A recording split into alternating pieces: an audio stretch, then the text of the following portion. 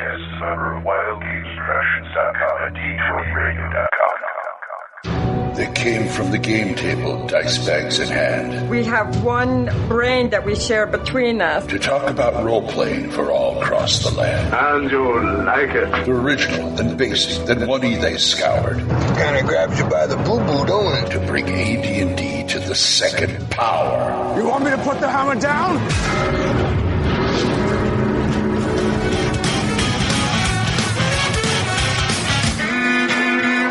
Welcome to THACO's Hammer, the best damn AD&D 2nd edition podcast ever.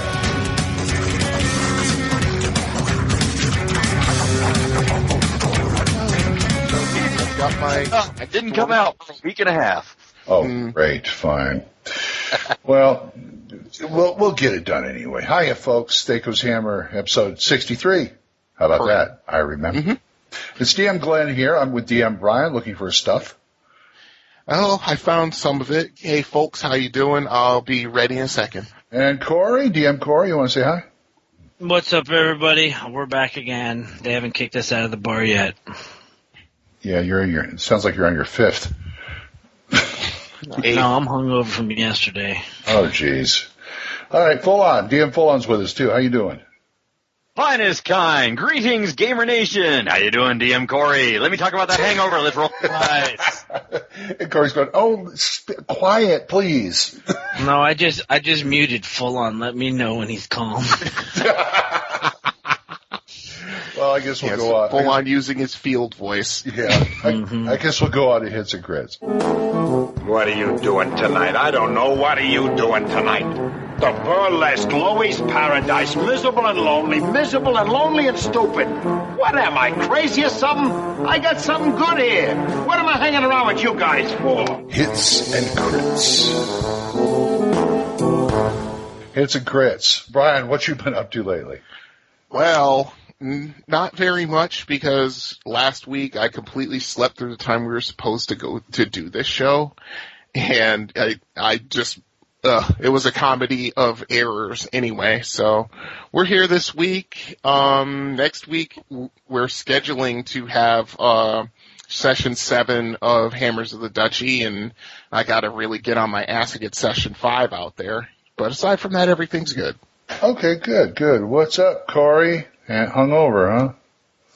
Yeah, I went out to the movies last night and saw the new Evil Dead. That was kind of... How was that? I don't know. I heard it was meh.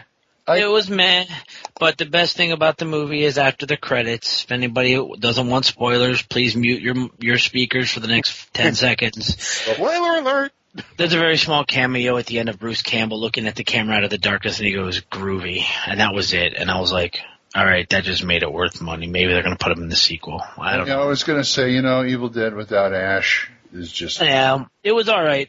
Other than that, I've been drawing. Remember, Ash was Evil Dead 2 anyway, not Evil Dead 1 so much. That's two is nothing more than one with a bigger budget. One made it on his own, and then two. That too. Here, give you some money, make that movie again. He's like, all right. I don't know, but anyway, I've been drawing, and that's pretty much it. Working. Still doing the basic fantasy stuff? Yeah, I haven't had any more requests for any other artwork, but got feelers out there.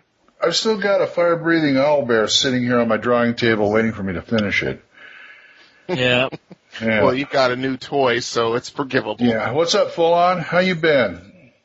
I've been getting by. I've actually made contact with a local group of some gamers I can hopefully start hearing more from again and actually sit down at some real dice versus virtual dice. We'll see how that goes. Finally, after what, a year? Yes, I've been busy. But hey, made contact with them with my normal recruiting tool. I drove by them with my car. And shouted out, hey, is any D&D players? No, they walked up to me at the gas station and said, are you a gamer? I had to ask for some reason. Why is your car a significant recruiting tool? Oh my, I know about that. Ask if you were a gamer? Yes. Yeah, it's like, I mean, if you don't know, folks, let's understand something. Full-On's car has at least, if I remember correctly, at least 6 or 7 references to gaming on it, including a D20, if I'm not mistaken, full on. Brian? Yes? That's 6 or 7 references to gaming on each face of the car. Yeah. Well, to include the hood and roof. Yeah, when he came up with his nickname Full On Gamer, I found out within about 30 minutes of meeting the man that he wasn't kidding. So yeah, you know, and the funny part is I've been thinking about putting one of those on my car, and I'm like, I don't know. Maybe. It's how you find gamers. It's true. Gamers that are quiet, gamers that are lurking, gamers that are hiding in the dark, waiting for a spark, a reason, a chance to come forward. Give them one. Stand forward. Fly your geek flag. All right. I'm on a rant, sorry. I had fun today. We blew stuff up all day. I was on the range. It was great. Cool. Yeah, are you a gamer? No. Do you believe in our Lord Jesus? That would be funny. That would be funny with all this gaming stuff on here. Folks, forgive me. Lord, forgive me. Let's see. What about Not a chance, Glenn? We had a good basic game Saturday. We only got about a third of the way through it because we had to do some major upgrades to the characters. Basically, we were playtesting Thorky's latest module. Revenge of the Giants. Yeah. And what happened was he gave me a copy of the text and said, here, read it over. Tell me what you think, if there's anything that needs to fix and stuff like that. I probably gave it to Matt, my DM. And he was, and then Thorky goes on OSR Gaming asking for playtesters. And so Dizzy said, my group will do it. And then I gave it to him and says, hey, you want to playtest it? Sure. He just read through it and just like, oh man, this is great, but I got to do something with you guys. So first half hour, 45 minutes we're doing weapon mastery. So we all had to get training. So now instead of a 1d8 plus 1 plus 3 versus, I think, undead or dragons, I now get a 1d12 plus 1 plus 3 versus whatever. And then came the leveling. He did a little role-playing thing where the king told us to go, find out what's up with the giants, but you need some help. So the priests of Odin, all of a sudden we all get a flat 750,000 experience points. Well, actually that replaced whatever total we have. So I started at 6. I ended up at level 10. Gage started at level 6. He ended up at level 13. Etc., etc. Now we were tough enough to go fight the giants. Yep. And level 13, that's what you get for breaking mirrors in a tavern. That's true. Well, what I didn't like about it, I was level 10 elf, which means I capped. So they do the attack ranks, but the experience point requirements to go up to to attack rank B is just ridiculously high. It is. But then again, it's trying to level normally as an elf. I mean, you get a lot of good bennies, but at the same time, it takes forever. Yep, 4,000 points for that second level. Yeah. So we're good, and we had a good time. We killed a Cyclops right off, and remember Brad, the Adventures of Brad? Yes. Playing a human magic user. He is in love with that phantasmal force. Took out 4 giants with it. Well, actually, that's a very good tactic to use against giants, especially if you're not just trying to go in there gung-ho and you're actually trying to use at least a modicum of stealth. That's true. Yeah. The first room we killed the Cyclops who had 50,000 gold in there. And it's we each got a bag of holding from the king too. Which filled up 4 of our bags of holding. And says, you guys are gonna, you're gonna have to check it out and do 2 or 3 trips. And he goes, okay, fine. Wall of stone over this. Nobody knows it's there. Over the room. Easy treasure burial. Yeah. Okay, I have to interrupt for a second, folks. Full-On just sent us a couple of pictures of his car. There are gaming-related bumper stickers on the sides, on the back window, on the trunk, on the roof. The only place they aren't is probably the front windshield, and that's only probably because it's somewhat illegal. But yes, Full On is, for somebody to walk up to Full On at a gas station, ask if he's a gamer after reading all that, yeah, he deserved to get a Jethro Gibbs slap to the back of the head. Because it's like... No. They were tentatively coming up and making sure that what was being represented was actually there, so hopefully I'm still waiting to hear back from these folks, and I don't want to scare them away. Okay. Full On, we'll leave it at that. I got one question about your car. Yes. Does your wife ever drive with you in it? Yes. I mean, does she? It's like if I did that, and Becky, on the very rare occasion when my wife's car is in the shop, she had problems with it. She had no problems with it in North Carolina. She had a few problems with it in Colorado, but here in Oklahoma, they don't have any problems with it being the alternate car for when she has to work as a Domino's driver. Okay. Fine. That's awesome. Fine. Yeah. Yes. Corey? Dude, your car looks like a billboard on wheels. Yeah. It looks Actually, like now the car ain't got nothing on him. Let me correct that. It looks like my gaming shelf on wheels. That's the point. No, to me, I think it looks like if a millionaire gamer put a car in NASCAR, that's what it looked like. Yes. Like there's not on the main. Rolling is racing. Oh my God. Awesome. You know what you have to do now? You're gonna have to make stencil cutouts of a D20 and put them around your headlight, so each headlight is the shape of a D20. I actually have several replacement stickers I have to still put on because they sunburn off, especially here in this state. If I did that on a car I owned, Becky would not be caught dead in it, let alone drive with me in it. Glenn, this is one of the perks of having a gamer for a wife. Major perk. So why isn't she playing in the 2E game? That's a good question. I can't answer that. I'm not married to her. Okay. Are we doing a show here? Okay. Yeah, more or less. Oh, and also I got a new computer. So let's go on. Yeah. Emails?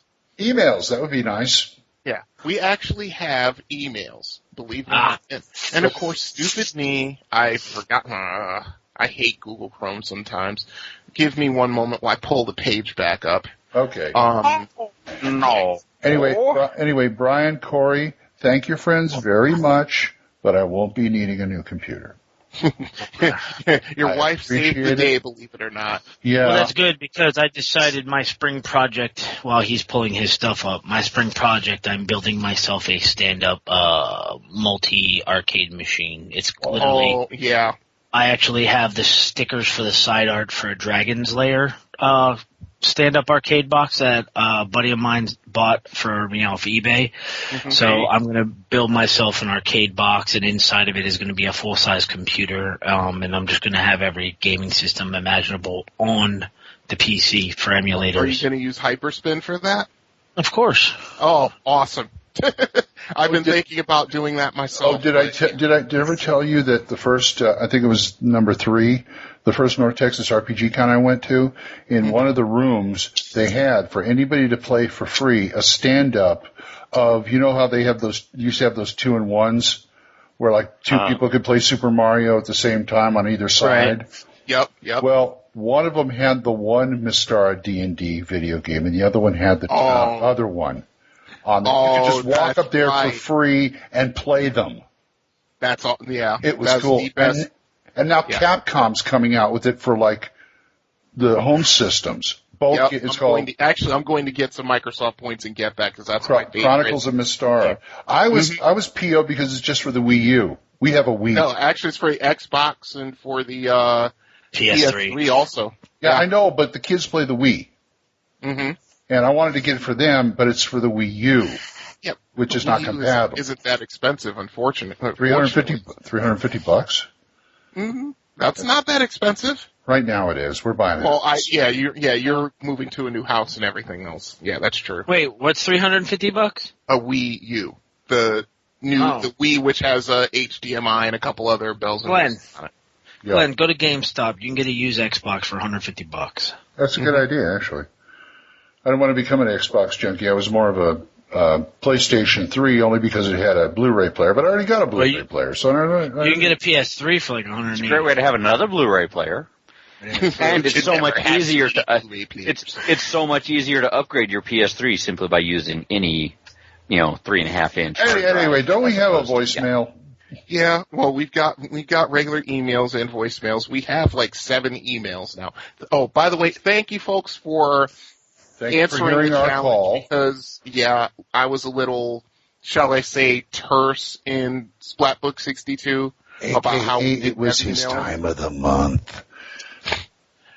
I beg your pardon. Every day it's his time of the month. Oh, if you only knew. Thank you all for taking care of a lonely gamer in his decrepitude. Thank you for driving in and letting us have an opinion. Okay, I'm coming to the edge of the ring. Who do I tag out with? Yeah, exactly. Okay, so I figure we'll just go in chronological order from oldest to newest. This one is from Julian Wolf. And he says, "Hey guys, partly listening through to episode 62, I decided to pause right after you talked about proficiency checks.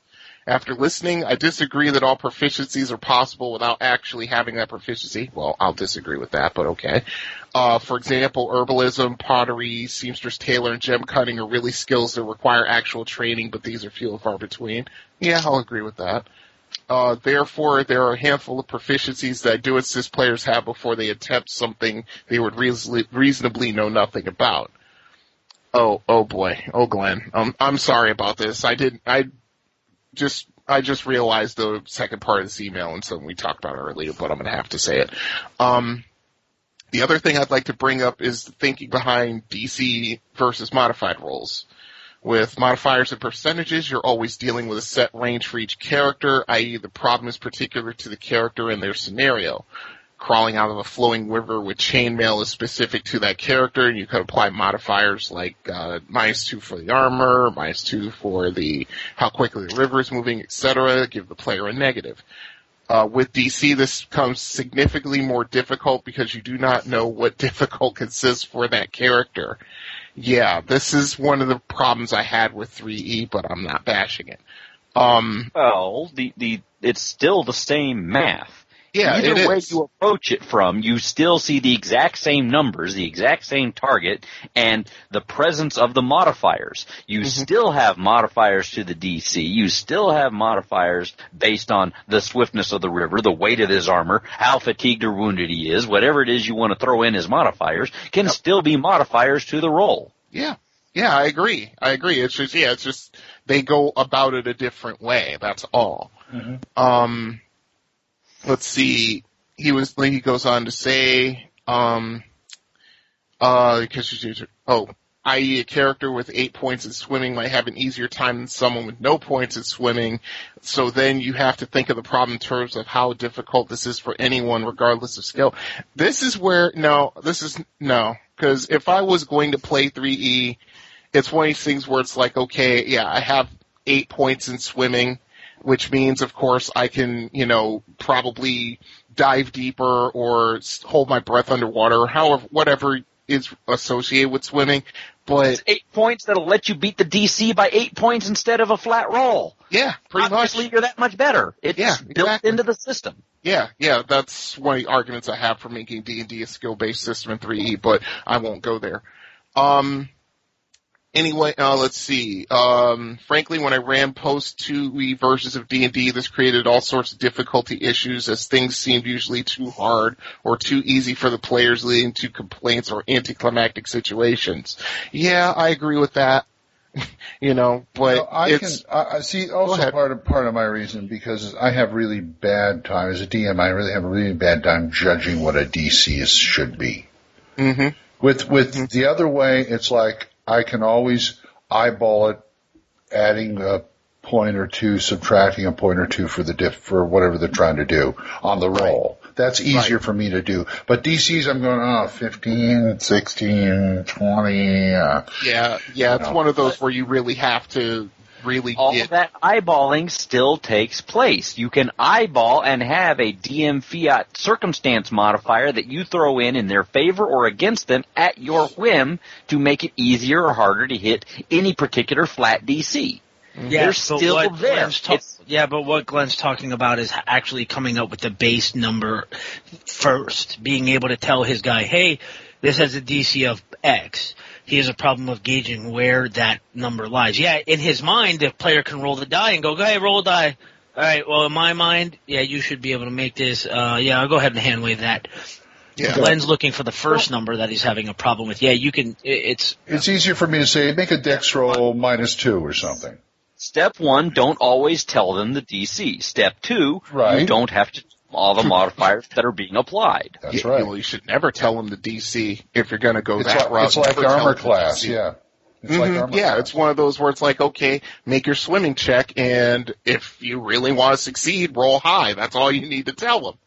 And there are circumstances where, they might know some of the flat generic DCs that are out there. And again, there's so many things out there where they took the time to give you a chart to say, this is a range of things that DC this. This is a range of hardnesses that DC this, or hardness this, or damage resistance this. Well, they give you some scope. Okay.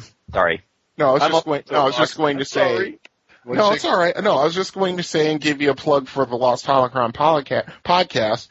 They actually gave a lot more description on DCs about, as pertains to the actions in the Star Wars movies, like flying at attack speed down a trench was like, I think, a 25 DC, so it's really, really hard, and you have to keep making checks to keep from crashing into the walls and blowing up. But I take your point, What were you saying, Corey? Nothing. I was just I was trying to find and refocus of where this email was going. Is the gentleman in the email saying that Julian saying that the 3.5's DC is bad and is full on you're supporting the DC? Is that correct? I am just putting my voice out there that some people aren't perceiving all of the components of the DC. They're seeing one aspect of it and not picking up on the other pieces where it's still there for them. But again, that's just a perspective thing. Devil's advocate, yeah. Yeah, I was just refocusing. Okay, cool. Oh, thank you, appreciate it. But thank you for your contribution. Does he have a person? Is there any more in there? What else have you got to say? Yeah. Oh, that was pretty much it. That was. Who was that again? Julian Wolf. Thank you, Julian. Julian! Thank you. Awesome. Thank you. I had a response to his first part of his email, but I don't remember what it said. Okay. Yeah. Next one in line is from our constant contributor, DM Kojo, who... he kind of, I won't say bitched me out, but he gave me why he hasn't emailed the show. He's got like 2 master classes and, wife, kids, that kind of stuff, which I understand. No excuse. No excuse, Kojo. No friggin' excuse. 1 email a week, man. We're not taking anything less. If you're gonna be a fly, we're going to go all entirely Sheldon on you. If Fulon could do one-handed push-ups while firing an M16 downrange 200 yards, and I can sit and drink a mixed drink while drawing a piece of artwork before I go to work, you can call us and write us in. I don't want to hear any excuses. If you're going to be a fly up her butt, commit to it. Exactly.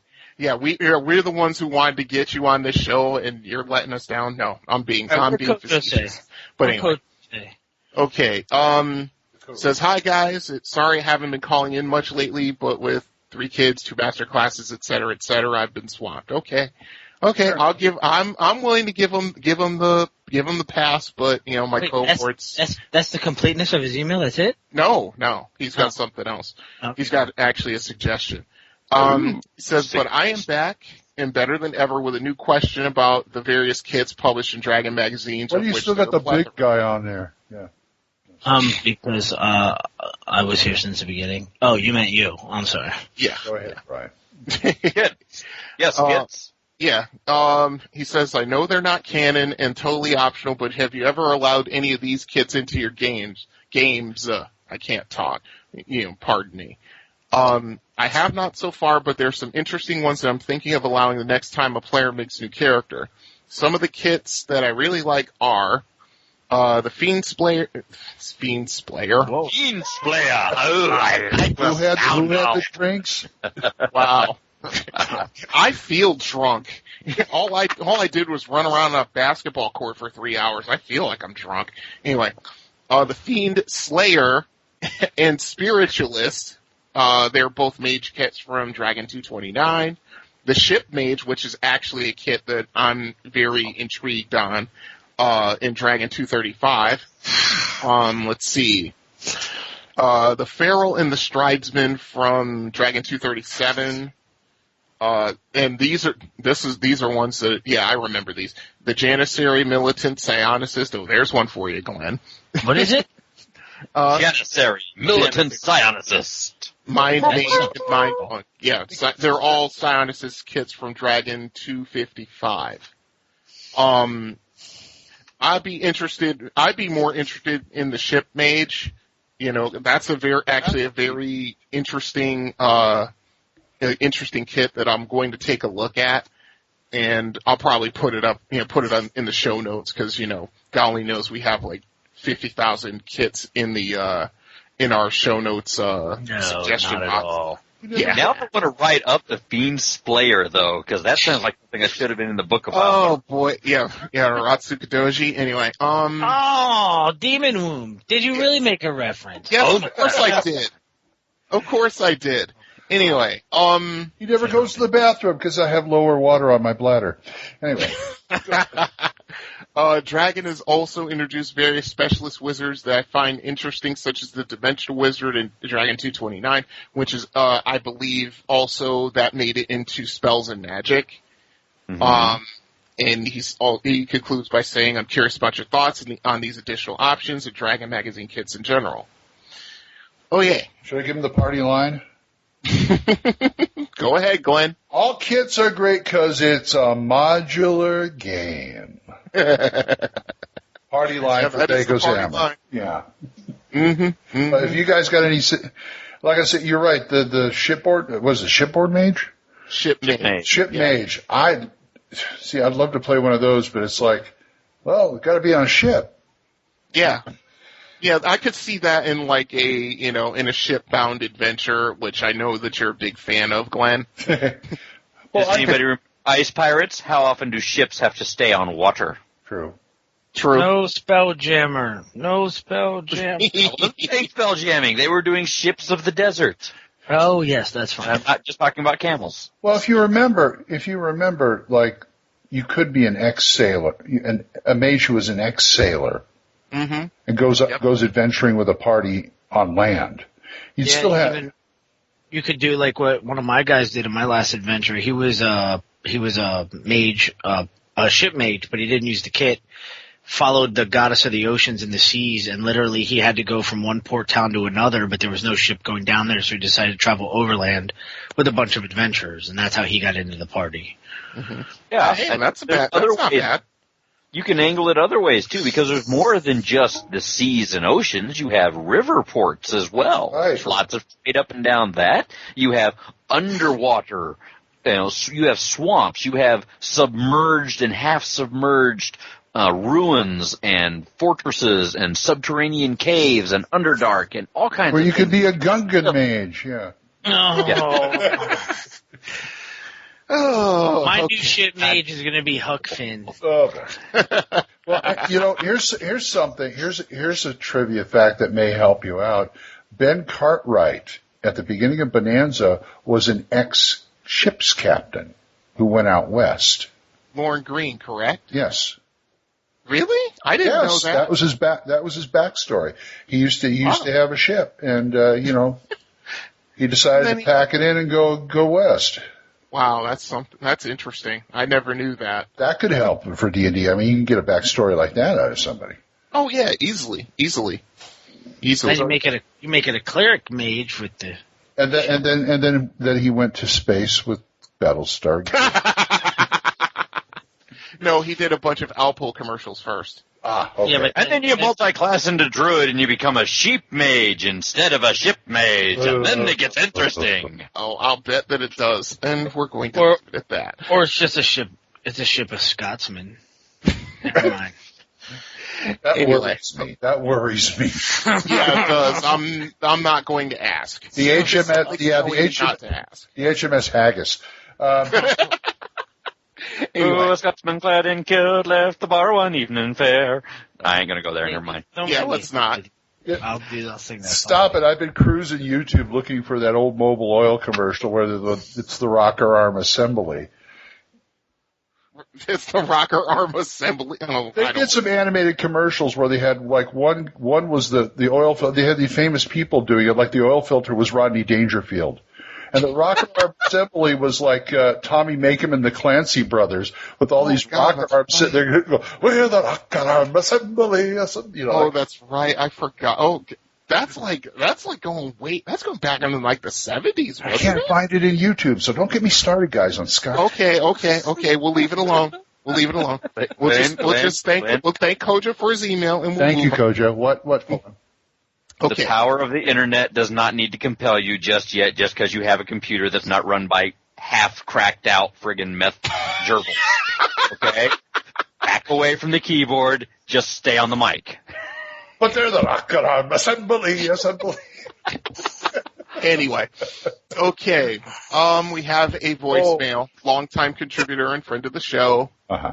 Travis Harmbringer Nicholson. If you give me a moment, I'll set it up and we'll. Harmbringer. Yes, Harmbringer. Hello, all. This is Travis Harmbringer Nicholson with yet another question. Mysteries. How in depth do you make them? Huge fan of Sherlock Holmes here, and do you make it very intriguing, pretty open, or do you make it so mysterious that? Shaggy and Scooby, they actually have to put their minds together and run away to figure it out. I've been wanting to try an intriguing, mystery-driven campaign, a whole lot of intrigue, backstabbing, behind-the-curtain stuff. Just wondering how you guys handle that. Do you make a lot of perception checks for them to find clues? Do you even bother with mystery and go straight for the hack and slash, or here's the treasure, go get it, and then go rescue the princess? Love hearing your guys' answers and comments. Catch you all later. Keep the dice on the table. Well, step one, the princess is in another castle. Thank you, Travis. Elementary, my dear Travis. Elementary. Well, I tell you, I like a good mystery, but they are damn hard to run in a role-playing game. Except for maybe Call of Cthulhu. I tend to agree. But when they work, they work great. All right, mister, go ahead. All it takes is planning. As a DM, if you plan it out carefully and don't wait till Sunday when you're going to play D&D on Sunday and decide, I'm going to run a mystery. No, wait, that's too hard. If you would have taken Monday, Tuesday, Wednesday, Thursday, Friday, and Saturday to work on it, mysteries are actually really easy. It just takes some careful planning. I think it's one of those things where you have to start with the murder and then work backwards. Correct. You have to work on what happened before the players were there. Mm-hmm. And you have to work out what caused the mystery and have that happen first in your brain or on paper and then build up towards the present time from the past. Yeah, take a look at some of the classic mystery-type presentations that we have in media. And I'm not talking about reading your mystery novels, but even then, they kind of go that way. Take a look at things like, look at Castle. Take a look at CSI. Take a look at the Remington Steele, Leverage. All these things present a situation, a problem, a twist first, and then you have to do some discovery. The other big thing to remember, as we keep mentioning it again and again with the list, is make it so that you don't have a single point of failure. You want to have multiple ways to get to the same answer, multiple ways to get to a vague, resembling answer to keep things moving. Should be a three result clue. Like if you need them to have this clue, there should be 3 ways they can get it. Yeah. Agreed. Exactly. Was that guy's name? Wait, Harm is Justin? No, Travis. Travis, I'm sorry. Yeah. For Travis, my answer is I like mysteries, but I think it all boils down to what everything boils down to when you're trying to talk about flavor for a campaign. Who's sitting at your table? That's right. I have two groups of friends, general groups of friends that come over and want to play D&D. I have the ones who want me to sit and work for 2 weeks straight, building layer upon layer of red herrings and dead ends, and want a great campaign and want to know why this guy who's serving beer behind the counter has one eye, and why is that his double-handed axe above the bar have a notch in it that's painted green. They want that information. Mm-hmm. The other group I have looks like burns it all down. Yeah, my other friends are collar-popped college frat boys who rather would just sit and play a game of Munchkin. Kick in door, kill creature, steal treasure, boast about who has the biggest battle axe at the end of the game. Biggest sword. Yes. So it all depends on who's sitting at the table. Can you do it? Yes. Is it cool when you do it right? Yes, but it needs to work on the group that you're playing with. Right. And as far as writing mysteries, and we're talking about anything from a murder mystery to, why millions of years ago did this happen? To mostly like, who killed what, who stole what. I'm going to pull out another example from another role-playing game of, I'm not going to say how not to write a murder mystery, but not how I would write a murder mystery, is Gangbusters, their second module, Murder in Harmony. Killed a millionaire, and he goes into pages and pages and a timeline and who was doing what, and he's got at least 12 suspects there. And it's like, my head exploded after the third page. Don't do too much. You got to find that happy medium, again, based on your abilities and the tolerances of your players. You don't want to force a mystery down their throat if they have no interest in solving things. Right, but they will simply fall back on magic and blow stuff up. That's true. But I'm saying if they do, I'd say I would not write it like this. I'd probably go more Corey's route. Trace it back, how many clues, so many clues, boom. Yep. Anyway, I hope that answered it for you, Travis. Yep. Almost called him Kojo. So used to hearing Kojo, Mm-hmm. Yep. But hey, we got more, but you really want to go for more let's than three? One. Let's do. Didn't we? We got time for one more. Keep going. One more? Okay, if you say so. I have a feeling the axe of the Dwarvish Lord is going to get bumped yet again to another show. If you guys don't want help. All right, this one is from John Williams. And no, not that John Williams. That's the first thing I thought when I saw this. Sweet, he can totally do our intro music. Oh, yeah. I'm DMing this game. My other player, Danny Elfman, no, not that Danny. And Howard Shore, no, not that Howard Shore. Oh, man. Anyway. Okay, it's a short and sweet one. He goes, Dear THACO's Hammer crew, I was going through spells and found two to be quite interesting. The dig and the fabricate spell. I almost said something else, thank God. Yeah, I know you did. Thank God I stopped myself. The Fabergé spell. Fabergé. That'll work. Hit the head with a diamond-encrusted egg, yeah. Oh, you're digging. Yeah, okay. I was wondering if you had any stories about players trying to use these spells. I also wondered what kind of things would you let players get away with while using these spells. As an example, would you let a player cast Fabricate on a pile of coal to turn it into a pile of diamonds? Whoa. Okay, John, I'm going to have to bust out the player's handbook for this one, because I'm pretty sure that's not allowed, but I want to make absolutely sure. So, if you guys give me Priest or Wizard. Dig is a 4th level mage spell. I know about that one. I think Fabricate's 5th level. I think this guy's playing freaking Minecraft too much. We're gonna keep until we find coal, and then keep casting dig till you find coal, and then as soon as we find coal, someone casts Fabricate, we're friggin' rich. Who needs to go after dragons? Fabricate, page 337 of Wizard Spell Compendium, Volume 2. Oh boy, let's see. And I'm putting up my player's handbook right now. There it is. And run a quick search to find Fabricate. I want a spell called Masticate. Okay, why? Can I ask? You could chew on anything. Like chew through ropes. There it is. Fabricate. 5th level spell. Enchantment Alteration. By this special. Permanent. 1 cubic yard per level. 1 cubic yard of diamonds. Yeah, you wouldn't have to do anything, would you? Who would need to?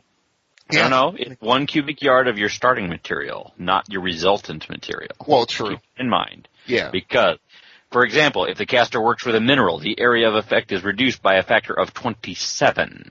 Mm-hmm.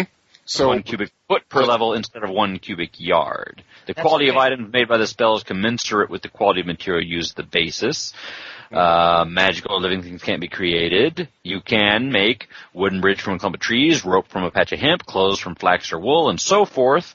But articles requiring a high degree of craftsmanship, jewelry, swords, glass, crystal, etc., cannot be fabricated unless the wizard otherwise has great skill in the appropriate craft.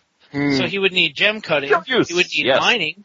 Yes. Mining and gem cutting, yeah. Oh, that's it. I'm making the richest wizard ever in my campaign. That's gonna be how it is. He's going to have a diamond freaking house. It's going to be fantastic. You see, I could see someone using this spell. He's basically been slogging through. I would not say that you could cast it on coal and turn the coal into diamonds.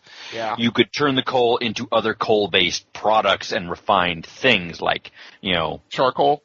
Yeah, something like that.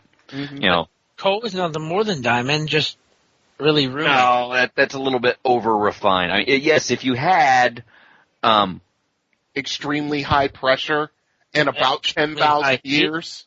I would say if you had a large vein of raw, uncut friggin' diamond, you could do something and make a pretty diamond out of it with the fabricate spell permanently. Okay. As opposed to the other way around. But, this is for that wizard who had all of his fingers chopped off. Or something like that. Or, that'd be hard for him to cast the spell. Well, verbal semantic material. They've never said what the semantic gestures are. Well, yeah, you want to specialize in the skills of the tongue, lassie. Oh God, that's horrible. Anyway, I'm getting out of this. Stories about me again, are they? But anyway, so yeah, I don't think that. Yeah, I'll have to agree with Fallon saying, you can't take coal and turn them into diamonds with a fabricate spell. If that was the case, then fabricate would be like a 9th level spell. Yeah, you could take ore, though, and turn it into the refined version of that ore. Mm-hmm. You could make, steel ingots, steel bars, high-quality springs. I don't know. So if you had, let's say, iron ingot. Okay. And you had weaponsmithing. Uh-huh. Then you could use the fabricate spell to make a weapon, a very finely crafted weapon. Sure. Yes. Nice. That sounds like a good idea for that. Mm-hmm. And the quality items is commensurate with the quality of the material used. So if you got some special Iron Star masterwork culled from the heart of an asteroid, meteor metal or something, and you cast this spell on it to craft, you would have what would be, you can't make a magical item out of this, but I would absolutely allow you to use this spell in the part of the process of perhaps crafting a magical item. Yeah. Make a very fine quality, magically precisely built, raw base item that you're then going to make masterwork with further enchantments and further materials and further add-ons. Mm-hmm. That makes perfect sense to me. Who knew I'd learn about iron ore and engineering in D&D? Yeah, well, somebody just created this, just had a little. Oh God, I just lost my train of thought. I hate it when that happens. A wizard did it? Yeah, exactly. The wizard did it. Yeah. Remember that the whole thing hinges on that first sentence. Convert a material of one sort into a product that is of the same material. Mm-hmm. Coal and diamond are not of the same material. They are if the material's carbon. They are not of the same material. One is coal, one is diamond. They're both carbon. Yes, they're both made of carbon, but one is coal, one is diamond. So I could take coal and make humans because they're carbon-based too. I won't. Make dead ones because it says you can't make living things, but you can make meat. That's fine with me. You make carbon golems. Yep. Carbon golem was awesome. My wizard in the sex slave trade would make millions. Oh, God, stop it. Or if you take wood golems and cook them right, you can make charcoal briquette. It says that living things can't be created or altered with a fabricate spell, but what if you have like a nice big slab of half-rotted dragon meat, and you wanted to use fabricate on it to turn it into filet mignon la dragon? Oh, God. Now because you're altering a living thing, you're altering a dead thing. Oh, wow. True. Oh, the chefs and inns would love that spell. It would keep their food fresh. Yep. No Gordon Ramsay's coming in there, boy. No, because if there's a wizard who is a head chef, that Gordon Ramsay would be turned and polymorphed into a toad. I like it. Because no self-respecting wizard who could do such a thing, who is a chef, who would allow Gordon Ramsay to berate him as such. You've used so much oil, the U.S. government wants to invade our kitchen. Yeah, make your statement. That's why all chef hats that Gordon Ramsay wears are anti-magic shells. Something like that. Anyway. I ate this. You fed this to me. Anyway, who was that? That was, I believe, that was John Williams. John Williams. Thank you, John. Hope to hear more from you. And folks, you can, if you want to send us something, it's THACOshammer@gmail.com. Oh, wait, we didn't talk about dig. Between dig and fabricate, yes, I'd let people get away with all kinds of murder. You can do very creative things as long as you stick within the bounds of the spell. Get creative. There's ways to get very creative. Very creative. Aye. Like offensive touch spells for a spell archer, dig. Yeah. Hey, I've got a spell archer kit now, so we'll talk about that another time. Yeah, dig right through that stone. Dig right through that stone golem. I know you gonna dig this. Anyway, yes, I did. Can you dig it? One of my favorite movies growing up, but we won't go there. And we do have a phone number, Corey. The phone number for THACO's Hammer is 405-806-0555. Committed to memory, folks. I didn't. What memory? Yeah. All the new memory in his computer. Computer now has more memory than I do. Wow. Anyway, let's go to Rule 0. Let's. One would think you've been doing this all your life. We'll remember you said that. I know. I'm sure you hate me just enough. Rule 0. Rule 0. Artifacts, how do you use them in your campaign? Very well. Sparingly, but yes. Okay, I put this one up because I was interested in what you guys thought of such things. The only time I've ever used an artifact that it unfortunately never got found was, it was going to be a weapon for a paladin, a neutral good crystal, glass steel sword. And it was a holy weapon, and, it was going to be pretty much close to artifact level. And unfortunately, the game never got to the point where the paladin actually found it. Yeah, I know. I hate it. And I've still got, tons of notes involving that sword, too, including its past history. Wow. Mm-hmm. All for a frickin' piece of metal. Yep. Hey, a piece of glass. A frickin' piece of glass. Shall we first define what an artifact is for our listeners? Yeah, sure. There are many, many, many flavors of artifacts because you have major artifacts, minor artifacts, and then, of course, those great and wonderful named relics like the One Ring, the Orb of Dragon, the Eye of Vecna, the Hand of Vecna. Yep. My first exposure to a Rotsudochi, the of Vecna. My girlfriend in the game really liked when I got the tongue of Vecna. Oh, God. The brown eye of Vecna. Oh, God. Stop. You can test the intelligence of your players by offering them the head of Vecna. Oh. Whispering eye of Mrs. Vecna. But No, but seriously, there are all kinds of things, and again, one of the really, really interesting things, the reason that I like to keep around some of the old 1E books is because their artifacts, especially the major artifacts, were not dyed in the wool. Everybody knows exactly what the Rod of Seven Parts does. Everybody knows what the Mad Machine does. Everybody knows what the Axe of the Dwarvish Lords does. No. Yes, you have a few characteristics that are the hallmark of this thing because it has such a wonderful name.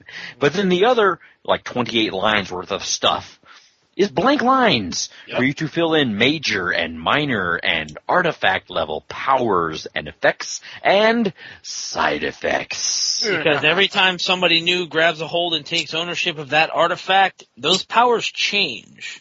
And the powers are supposed to be different for each and every individual due to their god makeup, their alignment, their whatever. But yeah, it's randomly supposed to be different for everyone. So not everyone goes, oh yeah, if I use the Sword of Kaz 3 times in a row, I turn into a woman. So I'm only going to use it. No, it doesn't work like that. Sorry, buddy. You just picked up Sword of Kaz. We get to roll new powers. Or even then, it doesn't have to even be that. That's one way to do it. Another way to do it is simply, okay, Corey's game, the Sword of Kaz does this. Glenn's game, the Sword of Kaz does that. Because it's unique at least to your game world. That's why they wanted it to be unique for yourself. But everybody got lazy and they just wanted it to be printed simply. So they just came out with lump sum stats for everything. Yeah. Well, I remember in the first edition DMG where they had the art of the relics in there, which just had lines under them. Yep. And some of them had charts. Yep. Yes. Yeah, I don't think they did that. Yes. I don't think they did that in 2E. I mean, no, they did not. That's too bad. That's too bad. Yeah, because I did too, and going right in lockstep with Corey and Falon and Glenn. I mean, that was when I saw that in the DMG, and I can almost remember the day. It was sometime in 1982. The air was warm. The birds were singing. I got that DMG. You were hiding behind the table so that the DM couldn't see you flipping through his book, and you found this paragraph, this chapter with blank lines. I actually went to the Bradleys. Does anyone remember Bradleys? Never heard of it. Oh, okay. I driven one once. No, not. You did not drive an M113. Stop that. Anyway, that's not a Bradley. Oh, okay. Sorry, Falon. What do you mean I didn't? No, I was making a joke. The Bradley is an APC. That's what they use nowadays. Anyway, bad attempt at humor aside. I remember when I purchased that. Now, Bradley's was like a Caldor's, that department store that was open all on one floor. Sort of like how Kmart is now and how Walmart is now, but back in the 70s and 80s. I remember I picked up that GMG for, I think the list price was $15. I got it for $11. Nice. I remember I was like, oh, this is cool. And I remember on the bus ride home, I'm sitting in the back of the bus just reading the DMG, and I got to just leafing through it, and I got through the artifacts. So I'm like, oh my goodness. Really? These things, you can actually put these things in it, and players will actually use them? Oh, yeah. Oh. Players will use a deck of many things. You put an artifact in front of them, all hell's gonna break loose. You toss a player a stick. If you say it's magical, he'll use it. Well, that's why Nistel's Magic Aura exists, I guess. Anyway, so what does Dan say? I will not touch it. I will be terrible and beautiful as the dawn and the night. Wrong one. Wow. Yeah, exactly. But yeah, I mean, I remember just okay, in my campaign, okay, this artifact will do this artifact will do that, and then the players will find out that, they're going to find out that their alignment's going to change, their gender could change. In the case of the Axe of the Dwarvish Lords, their race could change, and you mean I'm not white? No, you were a half-elf, now you're a dwarf. Deal. Oh, I was born a poor black child. Anyway, but yeah, so artifacts, I learned in the power gaming days of the early 80s, artifacts needed to be used sparingly. That if the players really wanted to learn about, if they found, let's put it this way, you want to talk about red herrings and dropping clues like we did in our email segment? If you, in a treasure trove of, say, just a dragon, let's say, if you found a note and you just put in just these little itty-bitty clues about this artifact somewhere, and it could be here, it could be there, it could do this, it could do that, there are players who will try and convince the party to go on an artifact hunt.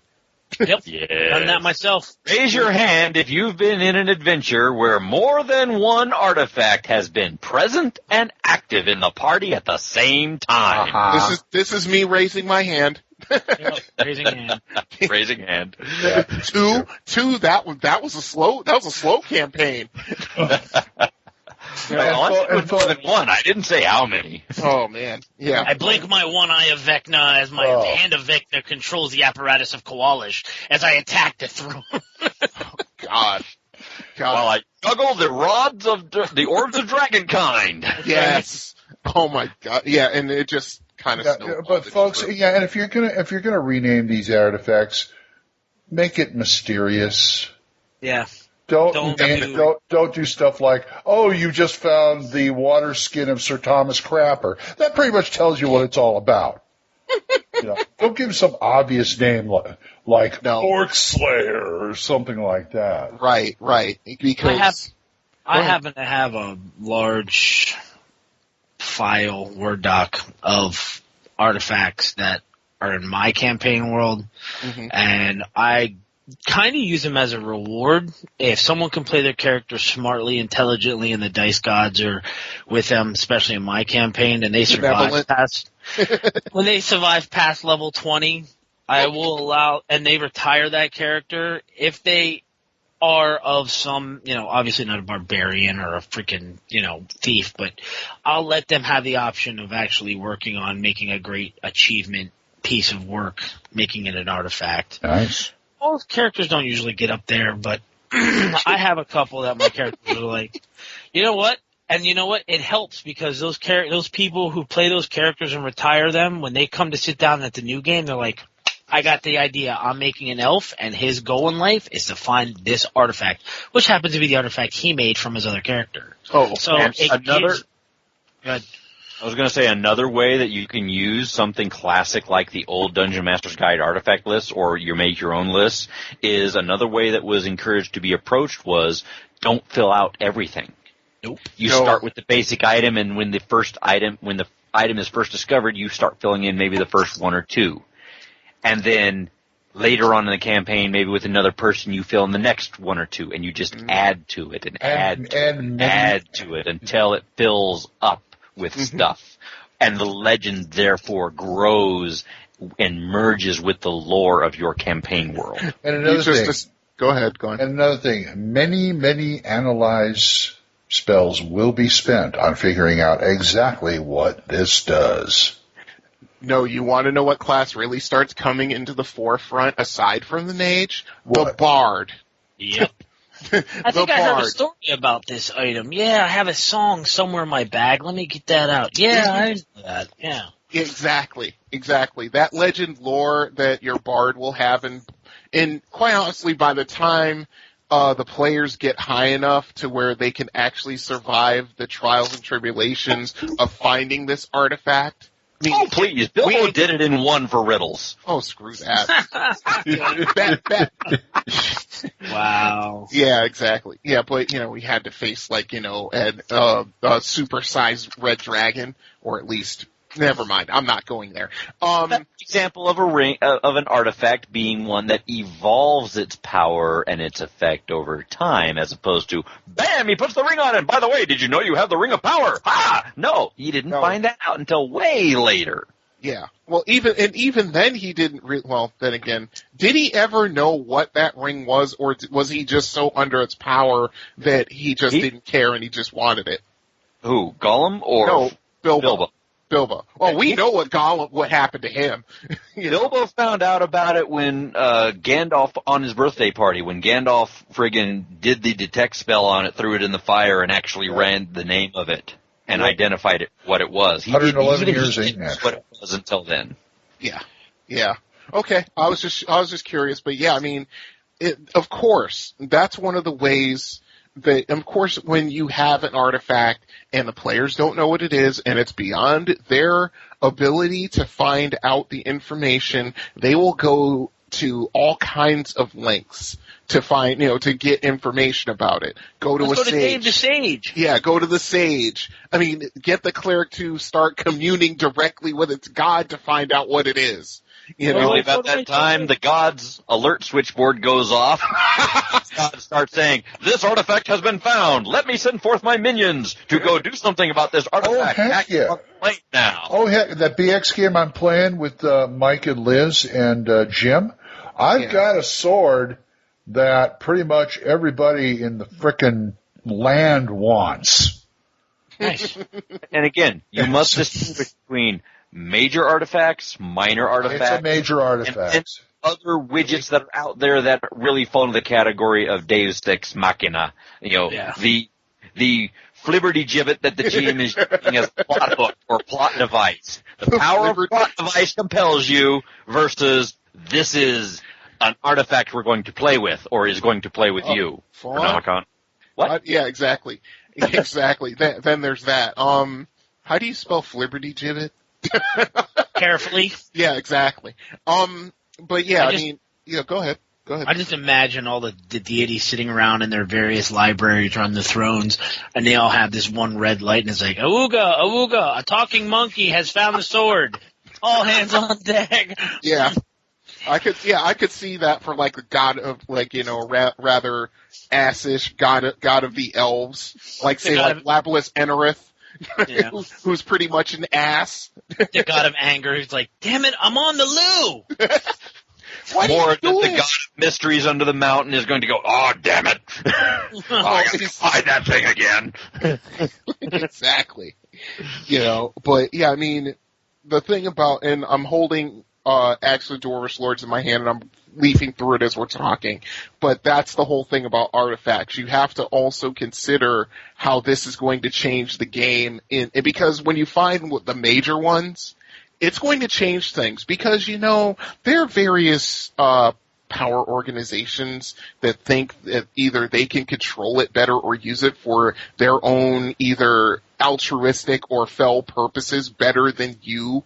So they're going to come and try to take it. I mean, you're going through that, right, Glenn? Yeah, pretty much. I mean, we got people, I think that's mainly why people are following us and giving us trouble. You could also look at Jeremy Irons in the first D&D movie with the rod of controlling dragons and all that kind of crap. Of course you did. I'm sorry, I hate that movie. I hate that movie. I love the way Jeremy Irons chooses scenery. Yeah. Yes, I agree, but I like the Beholders, except for the fact that they were like watchdogs. But they were stupid. Exactly. I was not happy with the Damon's Way in D&D movie. Mm-hmm. I cannot either. The commentary somebody asked, I think Dave Arneson, who was the consultant on that movie, they asked him why the dragons were portrayed as intelligence. He said basically, well, the CGI ain't up to it yet. Yeah, no kidding. No kidding. That's why the Beholders were stupid too. Yeah. Because you mean the barking things that floated around? Those damn things were Rottweilers that had been shape changed into Beholders and hadn't failed their wisdom check and still thought they were Rottweilers. Oh, damn it! God. Oh my God! That's a good example. But that's a good example of an artifact, rod of dragon control, right there. Yeah, exactly. And how it just basically turned Jeremy Irons' character, just gave him that extra, just that crazy level of oomph. Yes. You know what I'm saying? Because Jeremy Irons was acting as if, somebody had put hallucinogens in his coffee that morning. No, the director was just like dangling a big check in front of him off screen. Yeah, because there was no. Hey, you did get to play with the Masterwork bladed gauntlet. That's true. Yeah, he did. He did. He certainly did. He did. Yeah. And anyway, go on. Okay. How do you use them, folks? THACOshammer@gmail.com. You can talk all you want about them. We might even read them. Anyway. And at osrgaming.org, our official home for THACO's Hammer and all that good stuff. Let's go on to Loaded for Bear. Bet you don't have a pair of these, Earthling. And for the big critters, sometimes you got to bring out the nuclear weaponry. Loaded for Bear. Okay, Loaded for Bear. Ashley got something I could look up tonight. Medium blades. I get these show notes at the last minute, folks. Yeah, I don't do this on purpose. I swear I don't. So I'm going to look them up in the player's handbook. Anybody else want to look? I'm going to say medium blades are sharp things made of metal. I want to argue that. Now let me go on here. I assume we mean like not daggers, but not two-handed swords, somewhere in the middle, like a broadsword, or broadsword, longsword, khopesh, or something like that. Yeah, khopesh, cutlass, saber, that fall into the fencing category. Yeah, I knew you were going to like this one full on. And you'll find that on page 69 of the first printing in the equipment section under sword. And fortunately, I can't tell you what page it is on combat tactics, but I will find out for you. And then there's also ratio. There's also ratio.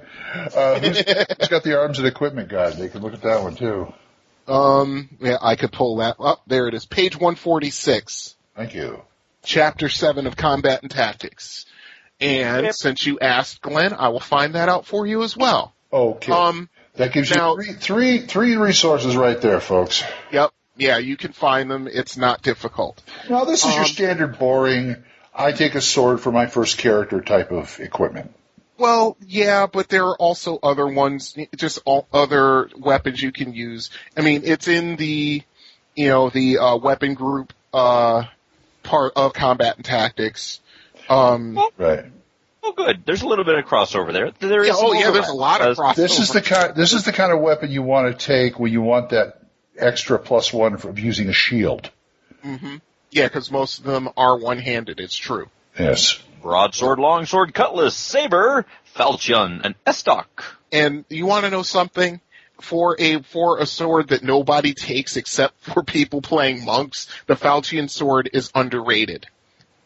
It does really good damage compared to a See, the thing is, of course, and I'm about to go on I'm going to go off on a minor rant, so bear with me. Here we go.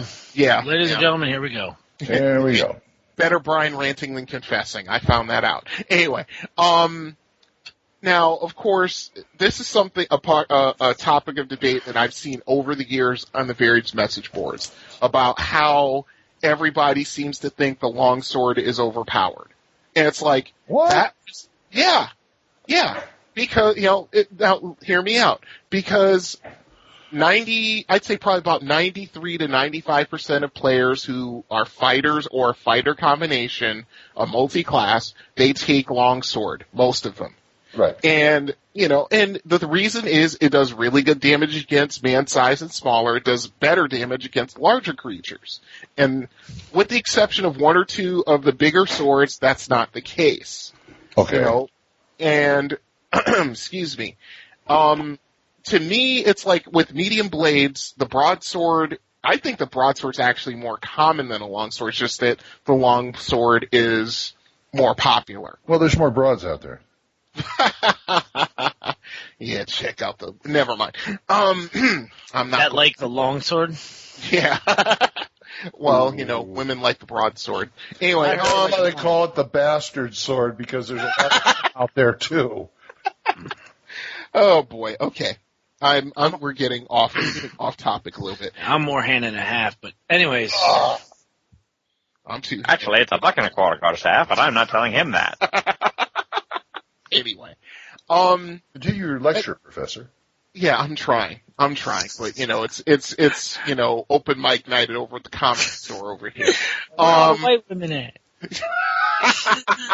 Stop it. You can't have the internet to yourself.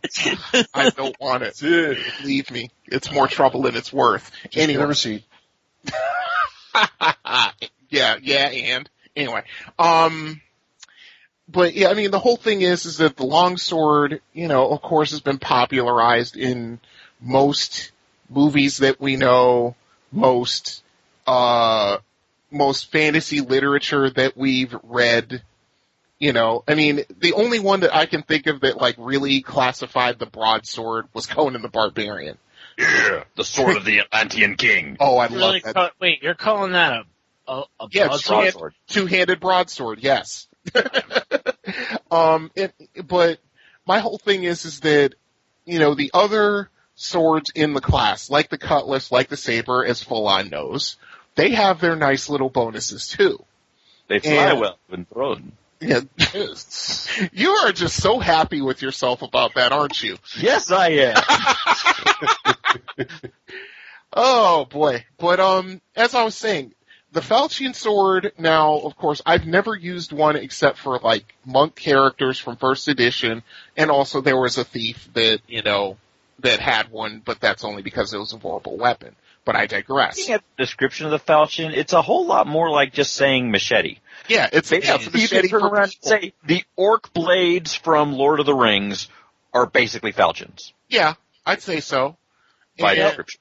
Yeah, by their description, they're both mostly one-bladed. Yes, it's true. Now, the falchion sword, like Falon said, is more of a machete that cuts people instead of just foliage.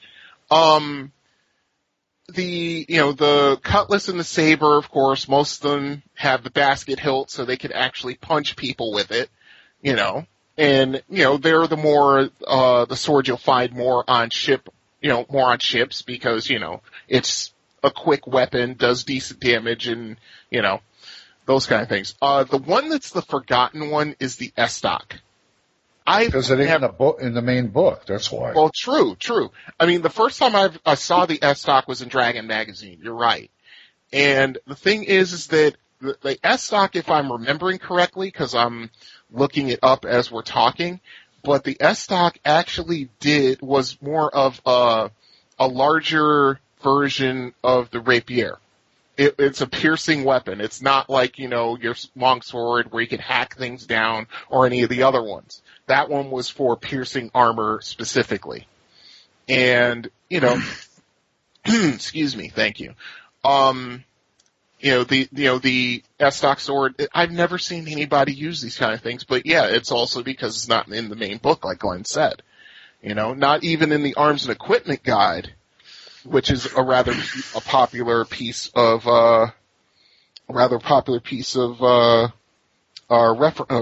reference. But yeah, so I think I've run out of things to say because what I was getting around to just decided to say, haha, I'm going to go in one part of your mind. And well, I will say, for those listening at home, the audience there, Dragon Magazine number 232. Yes. Page 29. Mm-hmm. Has a section called The Flurry of Swords, exotic different blades from around the world.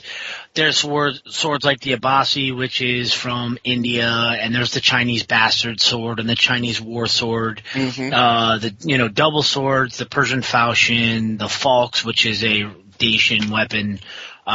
They just have a lot of different weapons that you could say, okay, you found a broadsword, or you could say you found a kukri. It's different weapons that add, and a lot of them have different things that say if you specifically become proficient with that weapon, they give you a little something else. For example, like the Manchu broadsword, if you use it, it's a broadsword, 2d4 d12 damage. If you're proficient with it, the users may do an extra 3 hit points of damage per blow to a foe size small to medium. If you're specialized with it, the speed factor drops by 3. Mm-hmm. So there's some cool different variations. If you really are tired of all your guys having a golf bag full of magic swords on their backs from running around a dungeon, the best way to do it is throw some newer small and medium swords at them. Just don't say, okay, found a long sword. Make it something different, Well, I'd even go one step further in that when, as a DM, you're determining treasure and you run across, when you start generating magical weapons, take that mechanic of all swords found 65% are long swords. Right. Take that and throw that out the window. Make it more, say, 30%. Just so that there's just more variety of what the players find. Yeah. And if they want it, they'll learn how to use it. If they don't want it, they'll throw it away. Or they'll sell it, probably. They won't throw it away. But, the whole thing is that, if you want to get away from the atypical long sword, short sword, that kind of stuff where where it's just so common, okay, go into that Dragon magazine that Corey described, which is actually a really good article. The only problem with that article is that the abilities that those weapons grant in being specialized or proficient in, they overshadow everything. It sort of goes the other way. You know what I mean? Oh, yeah. Yeah, I understand that. Kind of overshadow everything.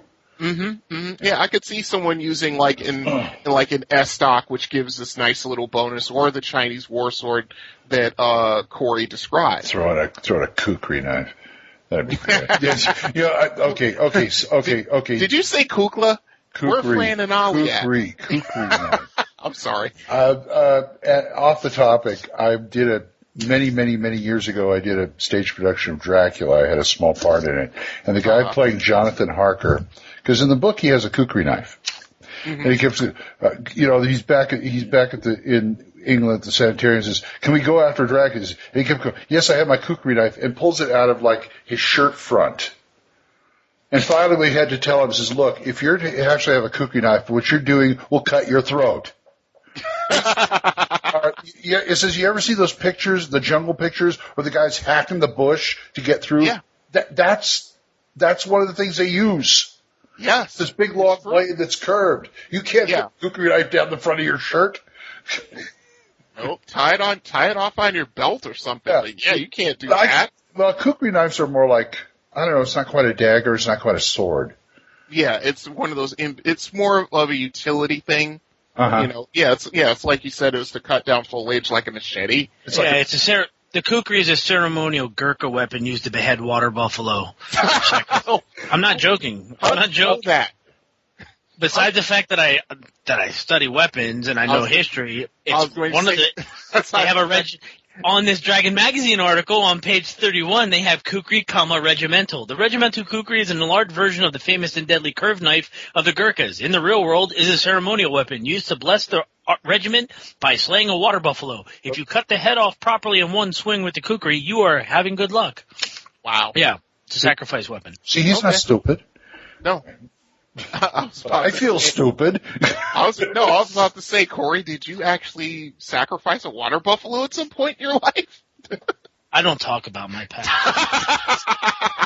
I thought he was going to say, no, I've never seen Glen in my life. Oh, wow. Well, you can't be. So you've turned into Max Headroom, Glenn? I hope not. I really hope not. Yeah. Anyway, Artifacts, tell us how you use it. THACOshammer@gmail.com and all the usual places. Medium blades, actually. Medium blades, sorry. Yeah. Mm-hmm. Medium artifact blades, who knows? Medium blades, THACOshammer@gmail.com. We've got to go on to option package. My personality undergoes a startling change. You should meet me because I'm a great guy. I like big fat men like you. When they fall, they make more noise. And sometimes they never get up. Option package. Option package. We're going to look at the Book of Artifacts. Sir. TSR number. That is TSR number. Oh, sorry. Having a little difficult. That is 2138. Yes, 2138. Correct. 1993 TSR. Book was retailed for $20 American, $24 Canadian. Yep. I had this at one time. Mm-hmm. I got something better. I got the Encyclopedia Magica. Yeah, then I have to say hello and a thank you to Aaron Michael Ewing for my copy of the Book of Artifacts because he wrote his name in the front. Don't you love that?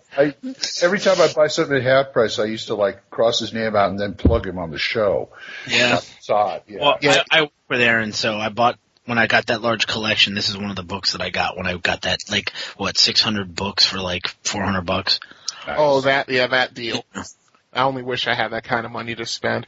And of course, the person who designed this is Dave Zeb Cook himself. Yes. Yep. With et al. Actually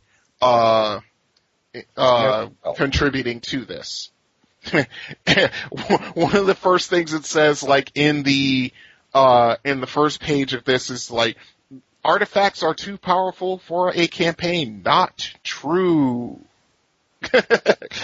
Artifact does not mean immensely powerful. This is true. And gives an example about, one artifact in here is useful, but can't blast anyone to ashes the way the axe of the emperors might. Yeah. So, So this was published when again? This was 93, you said, Corey? 93. Yeah. This copy is 93, yeah. Yeah, the copy I'm reading is 93. Yeah, it's a pretty sturdy book. It's a nice book to have if you don't have, say you don't have a set of Encyclopedia Magica or something like that. You want something different as your artifacts. Right. And you don't read Dragon Magazine, and you don't, I could go, hey, you're pretty much stuck with this. No, not really. Okay, when you're creating artifacts, there are two guidelines that Zeb Cook talks about, and the first one is artifacts cheat. Artifacts are about wonder and not power. They're the highest of all magic in a normal campaign, so they have to be surprising, awe-inspiring, and unpredictable. Yeah, I agree, 100%. Because if I went to bed with my wife. I didn't know I was going to do that. I won't even go where I'm thinking. And the second guideline is artifacts are born, not made. Okay. I mean, we covered this when we were talking about artifacts before, how an artifact owned by one person could, like you said, Glenn, could, as it goes from owner to owner or possessor to possessor, gets more additional powers as they go. Right. I mean, in Forgotten Realms, you know this, Corey, the Moonblades. Those are low to medium level artifacts. And, as they go from one elf possessor to the next, each owner that they get, the sword gets another ability. So, so a couple thousand years down the line, a Moonblade that started out just normally, say like a +1 with, light on command or whatever, could have like 8 or 9 different powers by the time it gets to the player's hands. Yep. That's true. Mm-hmm. And what they mean by I'm sorry, Glenn, go ahead. No, I was going to say, if it has a backstory, written up a backstory in the book, you got to work on the backstory. Yeah, right. That's guideline number 3. That's what they mean. What is it like now? Yeah, exactly. You have a paladin who has a sword, and he devotes his life to killing dragons, and he does nothing but slay dragons. His artifact may eventually start taking on the effects of giving bonuses while slaying dragons. Yep. That's how they're born. They're not just a magic item that a wizard sits around a table with a whole bunch of pieces and components and goes, I'm going to make a sword versus dragons. No, this is something more in depth than create magic item. Yeah, there's a little article in Dragon Magazine, I can't remember which one, where it kind of goes into that.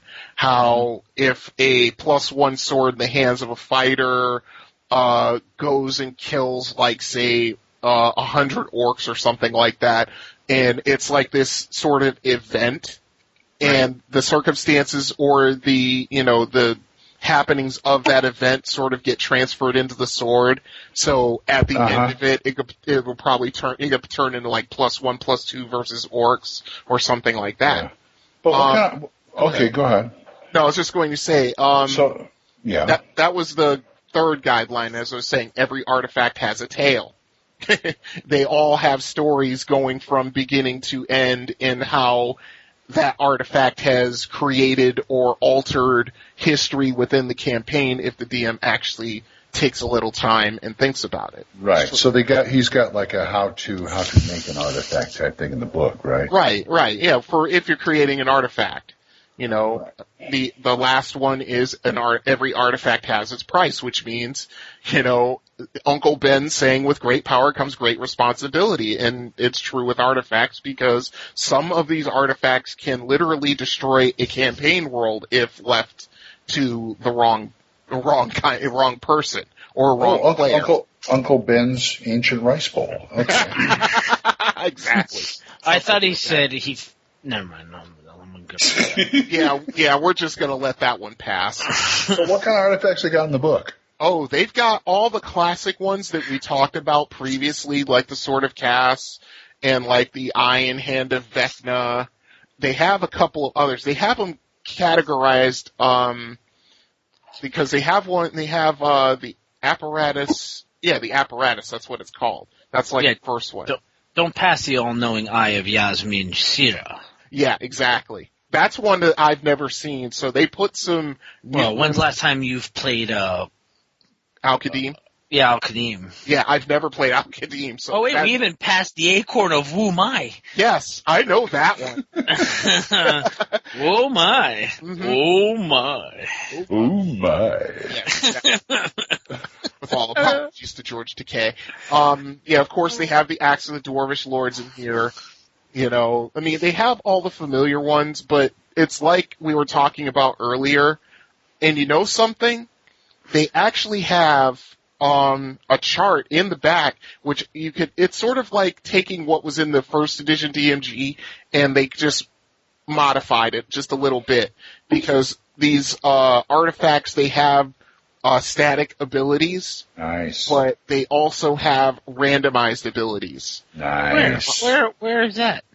There's a table in the back where you can randomly determine abilities.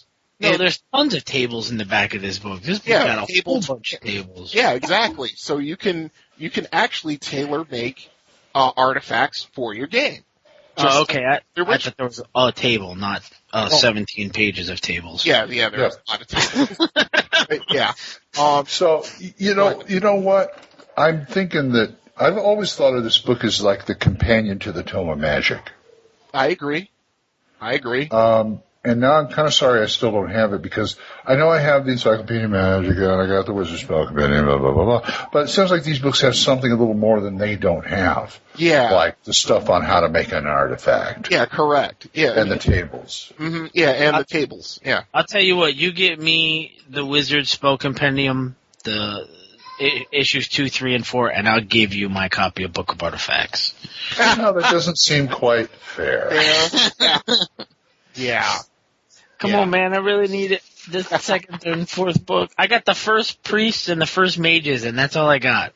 Excuse me, I'm going to do this. I'm going to do this drunkenly, dude. I love you, but I don't know you that much. Yeah. I mean, well, you know what, Corey? As we're going, I'm going to run a search and see if I can find you this stuff for reasonable money. Okay. All right, that's fine. I'd like to say we're even for the RC you gave me and the BX I gave you. I still owe you. But then you upped it one by giving me a Plantronics headset. Well, you got another one coming, so. Oh, well, there you go. Thank you. Yeah, so Book of Artifacts. What are you looking at, Brian? No, I was just going along with, I was looking at the artifacts as we're going, and of course, it shows, see, the way they have it categorized, they have it codified like there's the static, constant powers that the artifact has. Then, of course, there are the random ones. And then, of course, there's the chart which determines the side effects, as Fuller did say. And the side effects are fairly nasty, especially for the major ones. Yeah. It's like you said, you may own this artifact which can summon earth elementals or cast an earthquake spell and bring down hellfire and destruction, but it also takes a personal toll on the player character. It owns you. Yes. before long, like in the case, if you have like the eye and hand of Vecna, yeah, that's what ends up happening. You get possessed by Vecna. Or the One Ring, remember? Oh, it's a neat ring that turns me invisible. You know, that was the static power of it. You also can no longer play hide and seek with a big tower with a flaming eye on top. Yeah, because you see a big eye of flame looking at you. It sees me. Sorry. Yeah, I would poke that eye of flame. do a little stooge foo. Boy. Oh, man. The best is when it's looking back and forth real fast on top of the tower. I always go, where's my contact? Hold on, nobody move. I drop it. Nobody at Mordor move. Yeah, nobody in Mordor, everyone in Mordor stay still. Yeah. Also, they codify the suggestion means of destruction of an artifact. And usually it is very, usually something extremely difficult to do. Because, yeah, artifacts are very tough. They even have Baba Yaga's hut in here. Oh, you know, nice. One of the write-ups. Yeah, an adventure we covered several episodes back. But yeah, I mean, I like the one destructive means of destruction for the Sword of Kaz is all memory of Kaz must be wiped from Earth. Oh wow! It's my character's personal mission to walk around and be like, have you heard of Kaz? Who? No. Who's that? I have no idea who that is. No, shut up. No. Stab the guy. No one knows who that is. Oh my god, that's funny. You know, but that's one of the best. That's on your shield. Was the name Kaz with a no symbol on it, or what? Yeah, a circle with a red stripe in the middle. Yeah. I'm just gonna pick one random half and go. Listen, from now on, if anybody walks up, your name is Kaz. The Sword of Kaz. No, there's nobody named Kaz. I know a halfling named Kaz though. No God, no. The Obsidian Man is another one. Like, you have to expose it to 24 hours of continuous exposure. That one is not difficult. What is it? The Obsidian Man of Uruk. Yeah. That's a Dark Sun one, believe it or not. Yep. You know, but yeah, I mean, and like I said, most of these things have not only they have curses and things like that, but they are really, the abilities they grant are almost, and I'm saying almost, worth it. Yeah. Almost. Yeah, almost. I really like this book. Not only the artwork is freaking awesome because they use different artists in here, but I really like the history that they've put through some of these, because some of these aren't commonly known or previously published, like Sword of Kaz has been since first edition, and a lot of these are, Orbs of Dragonkind and the Apparatus of Qualich, but some of these, like the Regalia of Might and the Teeth of Dalvar Nar. Yeah. I mean, some of these are ones that they haven't ever really spoke of before. The Seal Jar of Jafar al-Samal. Mm-hmm. And the background history in here, just, it screams, dude, pick some of this and use it for a campaign. Yep. Absolutely. It's got so much, like, fluff in here. It's ridiculously, like, juicy. Oh, yeah. Mm-hmm. Oh, yeah. Mm-hmm. Yep. So, we can find this pretty easy, I think. Oh, right? Yeah, I'd say so. I would say definitely books out there that you can find. Half price. Not my half price, of course, but you probably didn't find it at half price. Yeah. I have a habit of clearing my half price books on a regular basis. So it's no book of necromancers, but yeah, it's... Oh, God. I don't even want to think about what that's going for now. You mean what's sitting on my shelf over there? Oh, cool. Oh, whatever. Anybody out there listening to the podcast, you have an extra book of necromancers, I'll let you on the show in trade for your book of necromancers. Somehow I don't think that's a fair trade either. I can't say no. Oh my goodness. But yeah, I mean, you can find this fairly easily. At a good price too. Oh yeah. You can find one just like of average quality for, I'd say probably about, $15 maybe. Yeah. Maybe list, but only if you're dumb enough to pay list.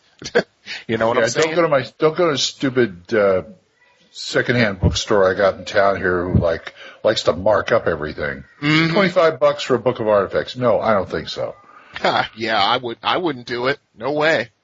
I would not do that because, yeah, you can find it on the internet. I mean, if you really want to try for it, you could even go to a place like, you can go on Craigslist and find that stuff. Oh, yeah. But, that entails, there it is, Book of Artifacts on Noble Knight. Cheapest version I see is $12. Not bad. Yep, with retail price being $20. Oh, yeah. Yeah, good stuff. Anyway, check it out and let us know what you think about it. THACOshammer@gmail.com, or we have a number somewhere. Yep. 405-806-0555. 806? Yep, 806. Okay. 0555. All right. So let us move on to our final piece of goodness, the DM's rag. Well, that's quite a story. I think it would be fun to run a newspaper. And here it comes, right over the old plate. The DM's rag. DM's rag, the axe of the Dwarven Lords, finally. I wasn't going to let it go that Okay, we got a honey of an artifact here if you're a dwarf. If not, beware. Yeah, because this is one of those. This is a major adventure, just like the Rod of Seven Parts. This is a 192-page tome. It was written in 1999. This is like one of the last things they did for second edition, I believe. Right. Because they did this, the Rod of Seven Parts, and I think they did one more, but I can't remember what it is off the top of my head. It was the jockstrap of Legolas, I think. You would think. Jockstrap of Drizzt, yeah. Yeah, whatever. Skip Williams designed it. Michelle Carter edited it.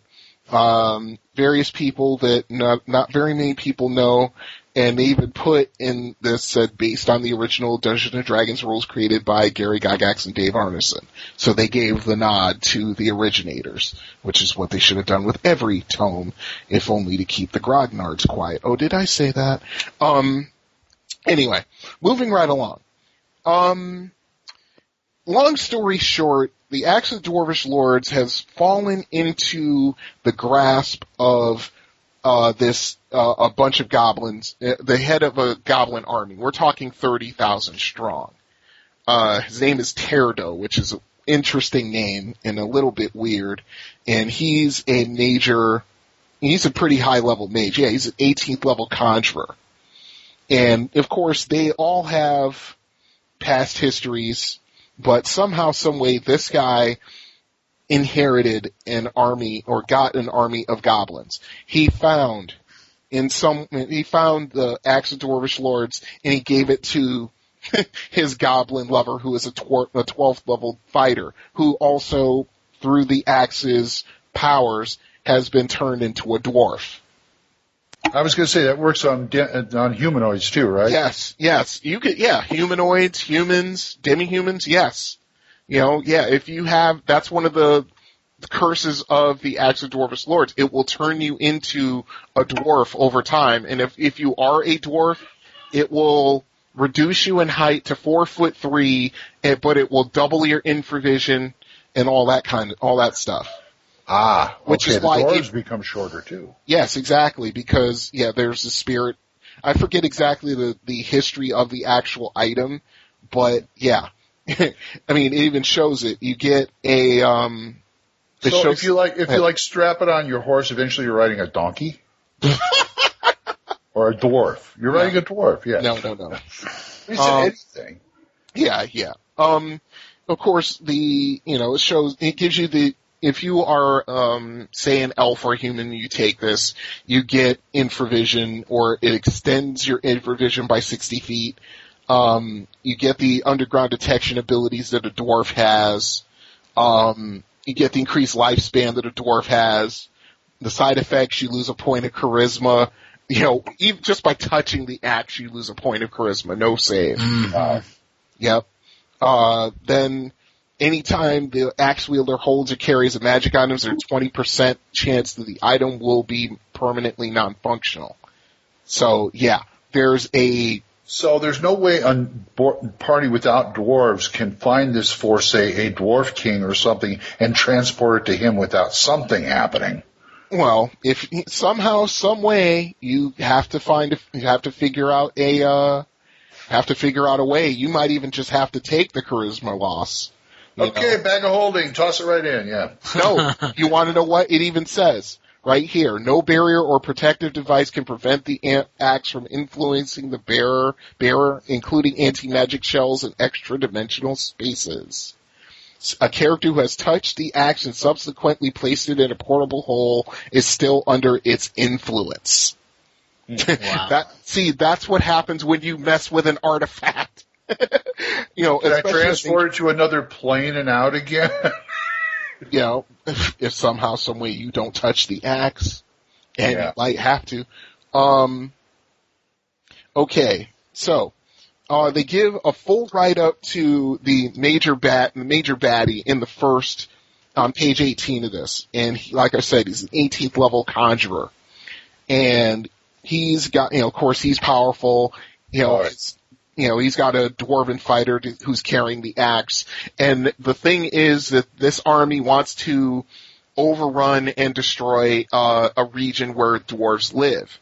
And one of the things they're also doing is they're trying to start a war between the two major clans in this region. So it's a mining community, and Teodo's plan is to take his army and march towards this city. And sure enough, your mission, should you decide to accept it, is to stop this feud from spilling into bloodshed. I mean, there's even the players attend a wedding, and there's some gnome thief illusionists who are basically being the fly in the ointment and trying to. They're trying to just start a fight between the dwarves at this wedding. Did they want the axe too? No. I think they... If I got it, I could, dare I say it? Rule the world. Yes, I want to rule the world. Pinky. Anyway, take over the world. Well, you're too young for that. I'm sorry. Yeah, maybe not. But anyway, as I said, that's the first part, is to stop the feud and to get the dwarves to work together to actually fight the oncoming goblin army. Of course, because, as said in a Star Trek episode, only a fool fights in a burning house. And if the dwarves are fighting against each other, it's just that much easier for the goblins to come in and sweep them away. There's a lot of them. Which one has the axe? The goblin with the beard over there. Yep. Mm-hmm. Yep. So that's the first thing. So it has role playing, it has combat, and it's just really good stuff. To start. Then. Moving on to the second part. Now, see, the problem with this adventure that I have, the major problem is that it takes from Dragon Mountain, and you remember how they went into detail about how strategized the kobolds are, almost like special forces level strategy. They do this with the goblins. Now, the goblins I can accept, but when you spend like more than 3 or 4 pages describing certain tactics, like mass grappling and things like that, I'm just a little irritated by it. Now, if the players are successful in preventing the feud, they are asked to, of course. They'll find out what's going on, and they'll be requested to find the stronghold where the goblins are, where they think the Axe of Dwarvish Lords is. Of course, that might also be that's also something else, because I think the two clans also, they want the Axe to claim, leadership or dominion over that community. So, there's some role-playing opportunities in here as well as all the combat. Oh, yeah. And, the actual place is called Redrunar, which is, I believe, an old dwarvish city. And I think that's where most of the goblins are. Okay, it sounds like there's a lot of stuff in here. What levels are we talking about for this? Let's see. I think they suggest, I'm going back to the beginning here. I think they suggested 10 to 15. Ooh. No, I'm sorry, 13 to 15. Yeah.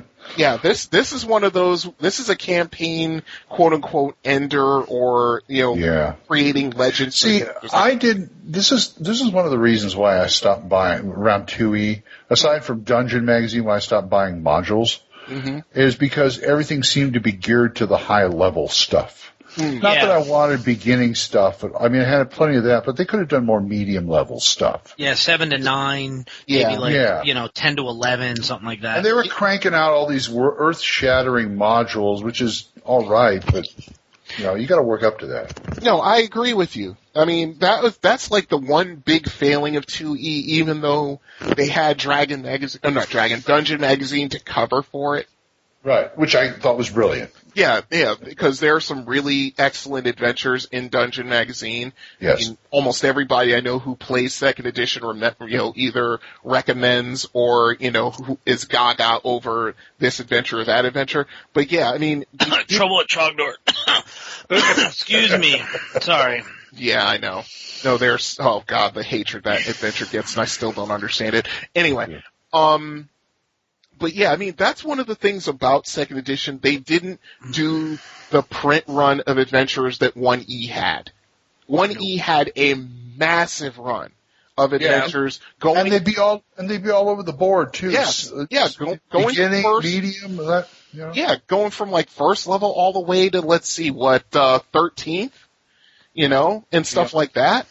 And I think that's the one failing that second edition has. I mean, understand this, folks. We love second edition.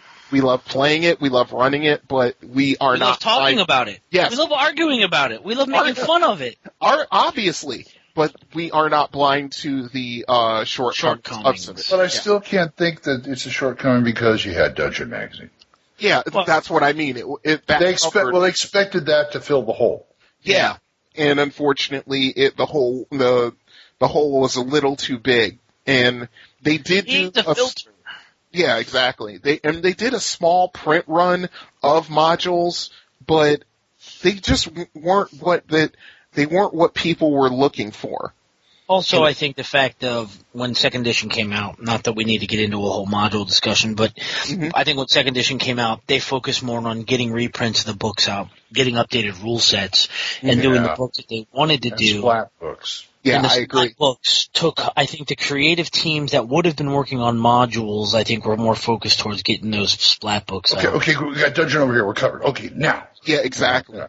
But at the same time, even though it wasn't quite up to filling that task, the thing is that a lot of people who are still in the industry today and who are somewhat lauded for their accomplishments, that's where they got their start.